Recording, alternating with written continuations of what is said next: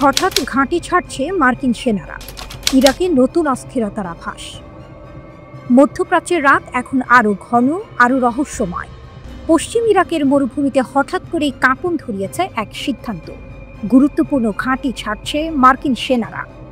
আইন আল আসাদ আর রাজধানী বাগদাদের ভিক্টোরিয়া ঘাঁটি, যেখানে বছরের পর বছর ধরে মার্কিন আধিপত্যের ছায়া ঘনীভূত ছিল, সেখান থেকেই শুরু হলো দ্রুত সেনা সরানো। প্রাথমিক পরিকল্পনা ছিল ধীরে ধীরে 2025 সালের সেপ্টেম্বর নাগাদ মার্কিন সেনারা বিদায় নেবে ইরাক থেকে। কিন্তু হঠাৎ কেন এমন তাড়াহুড়ো? কেন আগাম সময়সূচি ভেঙে রাতারাতি গুটিয়ে নেওয়া হচ্ছে শক্তিশালী সেনা উপস্থিতি? আন্তর্জাতিক সংবাদ মাধ্যম বলছে, নির্দেশ এসেছে বাগদাদে মার্কিন দূতাবাস থেকেই। কেউ যাচ্ছে উত্তর ইরাকের কুর্দি অঞ্চল এরবিলে, আবার কাউকে পাঠানো হচ্ছে প্রতিবেশী এক আরব দেশে। নতুন চাপ, নতুন সমীকরণ। এ পদক্ষেপ শুধু সেনা সরানো নয়, বরং এক বড় ভূ রাজনৈতিক বার্তা। বিশ্লেষকরা বলছেন, এর মধ্যেই প্রকাশ পাচ্ছে নতুন বার্তা। যুক্তরাষ্ট্র যেন বুঝতে পারছে ইরাকে তাদের উপস্থিতি দিন দিন আরও ভঙ্গুর হয়ে যাচ্ছে। এদিকে ইরাকের সংসদে শুরু হয়েছে উত্তপ্ত বিতর্ক। অনেকেই দাবি করছেন, আমাদের সেনারা এখন নিজেরাই যথেষ্ট শক্তিশালী, বিদেশি বাহিনীর দরকার নেই। ইরাকের শক্তির উত্থান। বছরের পর বছর যুদ্ধ, রক্তপাত অবসানের পর ইরাকি সেনারা এখন দাঁড়িয়ে গেছে নতুন দৃঢ়তায়। ইসলামী প্রতিরোধ গোষ্ঠীগুলো আগের চেয়ে শক্তিশালী। বাগদাদের রাস্তায় শোনা যাচ্ছে একটি স্লোগান, বিদেশি সৈন্য বিদায় নাও। ইরাকি বাহিনী এখন শুধু নিজের মাটি নয়, রাজনৈতিক ভবিষ্যৎ রক্ষা করতে চাইছে নিজেদের হাতে। ইরানের ছায়া শক্তি। অন্যদিকে সীমান্তের ওপারে বসে সব নজর রাখছে ইরান। ইরান দীর্ঘদিন ধরে ইরাকে প্রভাব বিস্তার করে আসছে। রাজনীতি থেকে শুরু করে সেনা কৌশল, সর্বত্রই তাদের প্রভাব সুস্পষ্ট। হিজবুল্লাহ ও অন্যান্য মিলিশিয়া গোষ্ঠীগুলোর পেছনে ইরানের সরাসরি সমর্থন থাকায় এখন তারা মার্কিন উপস্থিতির জন্য বড় চ্যালেঞ্জ। অনেক বিশ্লেষক মনে করছেন, মার্কিন সেনাদের হঠাৎ গুটিয়ে নেওয়া আসলে ইরানের বাড়তে থাকা প্রভাবেরই নিদর্শন। ভাবুন তো, আইন আল আসাদ ঘাঁটির মরুভূমিতে ধুলো উঠছে, একের পর এক সামরিক যান গেট পেরিয়ে বেরিয়ে যাচ্ছে। আকাশে ঘুরছে হেলিকপ্টার, মাটিতে তাক করা ইরাকি সৈন্যদের চোখে ঝলক দিচ্ছে নতুন আত্মবিশ্বাস। দূরে দাঁড়িয়ে আছে কিছু সাধারণ মানুষ, তাদের মুখে এক অদ্ভুত হাসি, যেন বলছে, এ মাটি এবার সত্যিই আমাদের।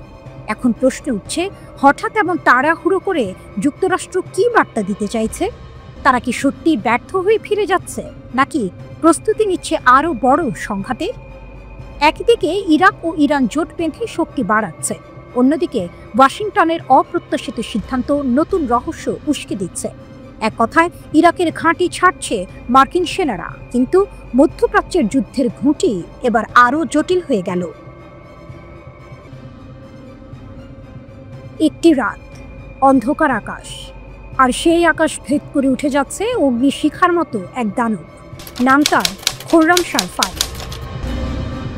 এটি কি শুধুই একটি ক্ষেপণাস্ত্র, নাকি এটি এক নতুন অধ্যায়, যেখানে ইরান আর শুধু আঞ্চলিক খেলোয়াড় নয়, বরং বৈশ্বিক শক্তির মঞ্চে এক নতুন প্রতিদ্বন্দ্বী? সাম্প্রতিক দিনগুলোতে ইরানের এক শীর্ষ নেতা প্রকাশ্যে হুঁশিয়ারি দিয়েছেন, এবার আর কেবল ইসরায়েল নয়, মিসাইল ছুটবে সরাসরি আমেরিকার মূল ভূখণ্ডে। এই কথার পরেই ওয়াশিংটনে শুরু হয়েছে গুঞ্জন, ভয় আর অস্থিরতা। কারণ খবর এসেছে, ইরান হয়তো তৈরি করছে তাদের প্রথম আন্তঃমহাদেশীয় ব্যালিস্টিক ক্ষেপণাস্ত্র বা ICBM। গল্পের শুরু একটি ভিডিও থেকে। কয়েকদিন আগে অনলাইনে ছড়িয়ে পড়ে দৃশ্যটি। আকাশে উঠে যাচ্ছে এক বিশাল ক্ষেপণাস্ত্র। যদিও ফুটেজটি 2023 সালে খোররামশাহর তোলা পুরনো দৃশ্য, তবুও নতুন করে আলোড়ন তুলেছে বিশ্বে। কারণ এবার আলোচনা শুরু মিডিয়ার কল্পনা নয়, বরং প্রযুক্তির বাস্তবতার আড়ালে লুকিয়ে থাকা এক সম্ভাব্য রূপান্তর। খোররামশাহ 5 নামটি এতদিন আনুষ্ঠানিকভাবে ঘোষণা করা হয়নি, কিন্তু বিশেষজ্ঞদের দাবি এটি হতে পারে ইরানের প্রথম ICBM। এর পাল্লা বলা হচ্ছে প্রায় 12,000 কিলোমিটার, অর্থাৎ তেহরান থেকে ছুটে গিয়ে সরাসরি আঘাত হানতে পারবে আমেরিকার রাজধানী ওয়াশিংটনে। শুধু দূরত্ব নয়, গতিতেও রয়েছে বিস্ময়কর শক্তি। এর গতি বলা হচ্ছে ম্যাক 16, প্রায় ঘন্টায় 20,000 কিলোমিটার। এত গতি সাধারণত দেখা যায় কেবল উন্নত রাষ্ট্রগুলোর হাইপারসনিক অস্ত্রে। ইরান 2015 সালে ঘোষণা করেছিল তাদের ক্ষেপণাস্ত্র 2000 কিলোমিটারের বেশি পাল্লার হবে না। যুক্তি ছিল স্পষ্ট, এটি শুধু প্রতিরক্ষা, আঞ্চলিক হুমকি মোকাবিলার জন্য যথেষ্ট। কিন্তু সময় বদলেছে।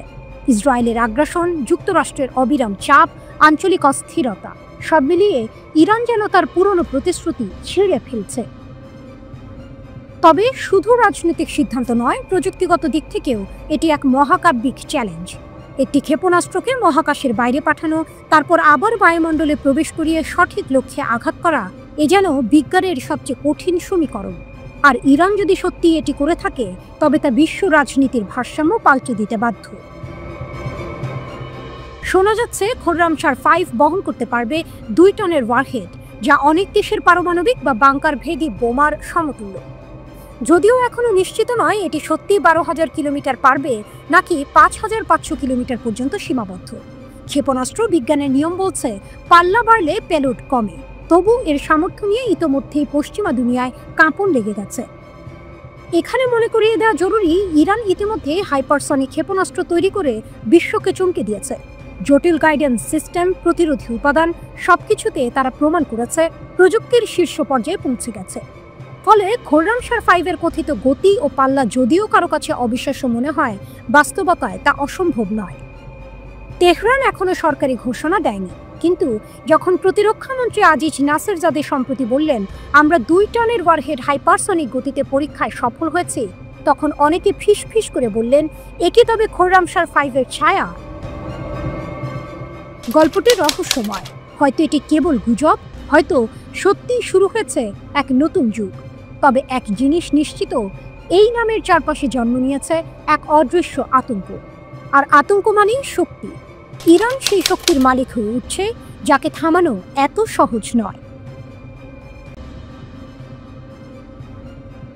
রাত যতই গভীর হোক, তেহরানের আকাশ যেন সবসময় পাহারায় থাকে।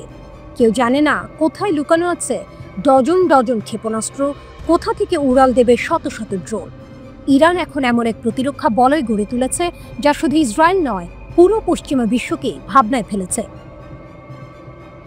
প্রতিরক্ষার নকশা। ইরানের সামরিক শক্তি এক কথায় রহস্যময়। ভেতরের চিত্র কেউ স্পষ্ট জানে না, কিন্তু বাইরে থেকে দেখা যায় দেশটি দিন দিন প্রতিরক্ষায় সর্বোচ্চ শক্তি অর্জন করছে।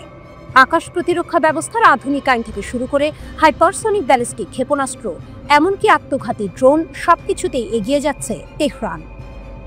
মধ্যপ্রাচ্যে ইসরায়েল যখন প্রতিনিয়ত হামলা আর আগ্রাসনের হুমকি ছড়াচ্ছে, তখন ইরান দাঁড়িয়ে আছে শক্ত কণ্ঠে। এক অদৃশ্য ঢালের মতো তাদের প্রতিরক্ষা বলয় আজ ইহুদিবাদীদের সামনে ভয়ঙ্কর প্রতীক। অস্ত্র ভাণ্ডারের গোপন রহস্য। প্রেস টিভির প্রতিবেদনে বলা হয়েছে ইরানের অস্ত্র ভাণ্ডারে এখন শুধু সাধারণ ক্ষেপণাস্ত্র নয়, ভূগর্ভস্থ 4টি গোপন কেন্দ্র ভরা আছে হাজার হাজার ড্রোন আর ব্যালিস্টিক মিসাইল দিয়ে। যে কোনো মুহূর্তে আঘাত হানতে প্রস্তুত এই ভাণ্ডার। সশস্ত্র বাহিনীর প্রধান মেজর জেনারেল আব্দুর রাহিম মুসাভি এক ভাষণে বলেছেন, যুদ্ধের চিত্র প্রতিনিয়ত বদলায়, আর সেই বদলের সঙ্গে তাল মিলিয়েই আমাদের সমর কৌশল গড়ে তুলতে হবে। উদীয়মান হুমকি থেকে রক্ষার একমাত্র পথ শক্তিশালী প্রতিরক্ষা। নিষেধাজ্ঞা ভেঙে এগিয়ে যাওয়া। যুক্তরাষ্ট্র আর ইউরোপ বারবার নিষেধাজ্ঞা দিয়েছে, ইরানকে থামানোর চেষ্টা করেছে, কিন্তু আশ্চর্যজনকভাবে তেহরান সেসব ভেঙেই গড়েছে এক গোপন অর্থনৈতিক ছক। কেন্দ্রবিন্দুতে আছে চীন ও রাশিয়া। তাদের সাহায্যে জ্বালানি, তেল বাণিজ্য বাড়িয়ে নিয়েছে ইরান। ফলে নিষেধাজ্ঞা যেন উল্টো তাদের শক্তি বাড়িয়েছে। ইসরায়েলের ভয়। সাম্প্রতিক যুদ্ধগুলোতে ইরানের আধুনিক সমরাস্ত্রই ছিল আসল ঢাল। আকাশে ভেসে বেড়ানো ড্রোন আর গোপন ক্ষেপণাস্ত্রের ভয় ইসরায়েলকে নতুন করে হিসাব কষতে বাধ্য করেছে। বিশ্লেষকরা বলছেন, আজকের ইরান আর 10 বছর আগের ইরান নয়। এখনকার ইরান এক আঞ্চলিক শক্তি, যার আকাশে প্রতিরক্ষার বলয় ভেদ করা প্রায় অসম্ভব। একজন বৃদ্ধ গ্রামবাসী হয়তো দাঁড়িয়ে আছেন পাহাড়ের ঢালে দাঁড়িয়ে। দূরে আকাশে ইরানি ড্রোনের গুনগুন শব্দ শোনা যাচ্ছে। তিনি মৃদু হাসি দিয়ে বলেন, আমাদের সন্তানরা এখন জানে আকাশে শত্রু ছায়া যত বড় হোক না কেন, আমাদের প্রতিরোধ আরো বড়। এটাই আজকের ইরান। যুদ্ধ নয়, বরং যুদ্ধের প্রস্তুতি তাদের সবচেয়ে বড় শক্তি। আকাশে লুকোনো রহস্যময় ভাণ্ডার, ভূগর্ভে গোপন ক্ষেপণাস্ত্র আর কূটনীতিতে শক্ত জোট, সব মিলে ইরান হয়ে উঠেছে এমন এক প্রতিরোধ শক্তি যা ভেঙে পড়া সহজ নয়।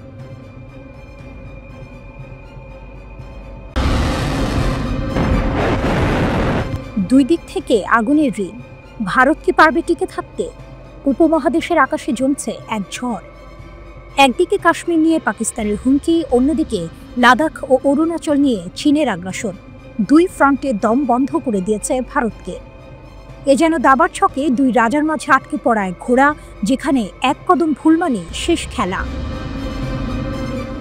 পারমাণবিক হুমকির বজ্রধ্বনি। হঠাৎ করেই পাকিস্তানের সেনাপ্রধান ছুড়ে দিলেন সরাসরি হুমকি, পরমাণু যুদ্ধ। যে কথা এতদিন গোপনে ঘুরছিল তা এবার গর্জে উঠল প্রকাশ্যে। আর চীন সীমান্তে তাদের সৈন্যরা শুধু দাঁড়িয়েই নেই, চোখের ভাষায় জানিয়ে দিচ্ছে যদি সুযোগ মেলে ঝাঁপিয়ে পড়বে। ভারতের হাতে পরমাণু অস্ত্র আছে ঠিকই, কিন্তু তাদের পাল্লা সীমিত।